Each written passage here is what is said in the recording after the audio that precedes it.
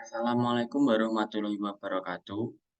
Perkenalkan, saya Galih Jati Pangestu dari gelombang 2 angkatan 9 kelompok 4. Di sini saya akan memaparkan tugas individu 2 agenda 1 mengenai isu kontemporer.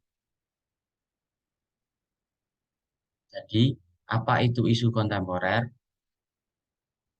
Isu-isu kontemporer adalah suatu pokok persoalan yang terjadi pada masa sekarang atau menjadi trending topik pada saat ini. Jadi solusi penyelesaiannya harus sesuai dengan masa sekarang, yaitu masa modern. Isu-isu kontemporer yang sering terjadi di antaranya adalah korupsi, narkoba, terorisme dan radikalisme, money laundering, proxy war, dan kejahatan mass communication. Kemudian, analisis isu kontemporer. Yang pertama, teknik tapisan isu. Menggunakan metode APKL. Merupakan salah satu metode yang digunakan untuk menguji kelayakan suatu isu untuk dicarikan solusinya dalam kegiatan aktualisasi. Kemudian menggunakan metode USG atau analisis urgency, seriousness, dan growth adalah salah satu metode scoring untuk menyusun urutan prioritas isu yang harus diselesaikan. Pada tahap ini, masing-masing masalah dinilai tingkat risiko dan dampaknya. Yang kedua, teknik analisis isu. Teknik analisis isu menggunakan mind mapping, SWOT, dan Fishbone. Di sini saya akan membahas tentang dua isu kontemporer.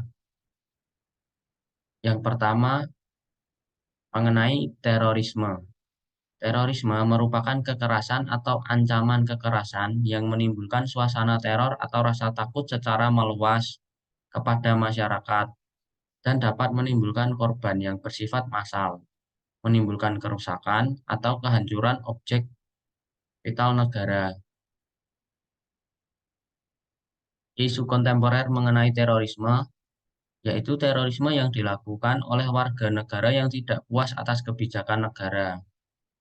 Di Indonesia, misalnya bentuk-bentuk teror seperti di Papua yang dilakukan oleh OPM atau Organisasi Papua Merdeka.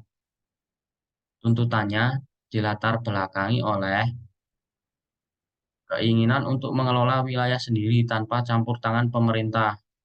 Perhatian pemerintah yang dianggap kurang menjadi alasan untuk memisahkan diri demi kesejahteraan masyarakat.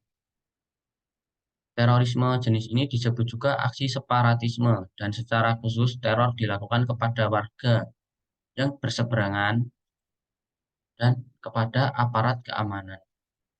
Untuk pencegahannya dilakukan pemberdayaan atau sosialisasi mengenai paham terorisme kepada masyarakat.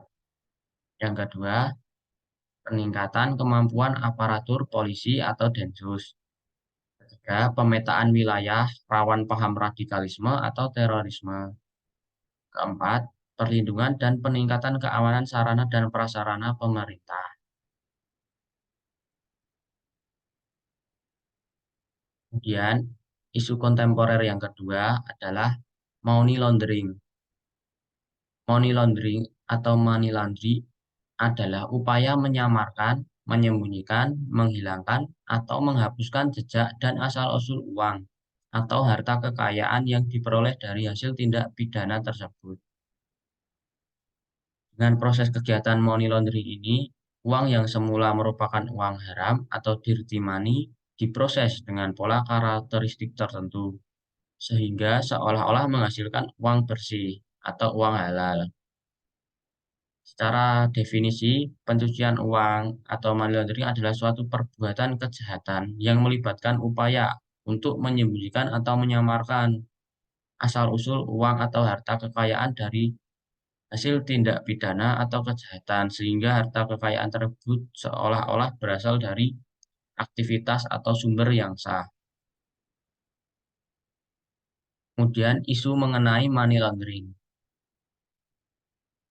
buy and sell conversion. dilakukan melalui jual dan beli barang dan jasa.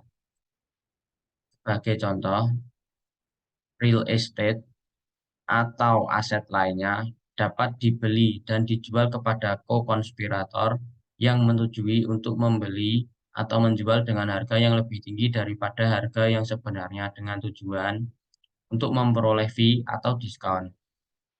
Kelebihan harga bayar dengan menggunakan uang hasil ilegal dan kemudian diputar kembali melalui transaksi bisnis.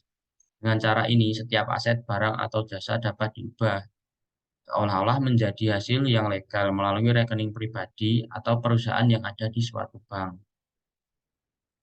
Kemudian untuk pencegahan money laundry, yang pertama secara tegas menolak menyimpan dana kepemilikan orang lain pada rekening yang dimiliki sendiri tanpa kejelasan mengenai asal-usul sumber dana tersebut.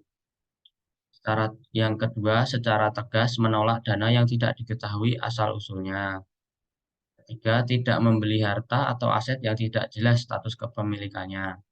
Yang keempat, tegas menolak pemberian sumbangan dana tanpa kejelasan peruntukannya untuk siapa. Sekian yang dapat saya paparkan, kurang dan lebihnya saya mohon maaf. Sekian, wassalamualaikum warahmatullahi wabarakatuh.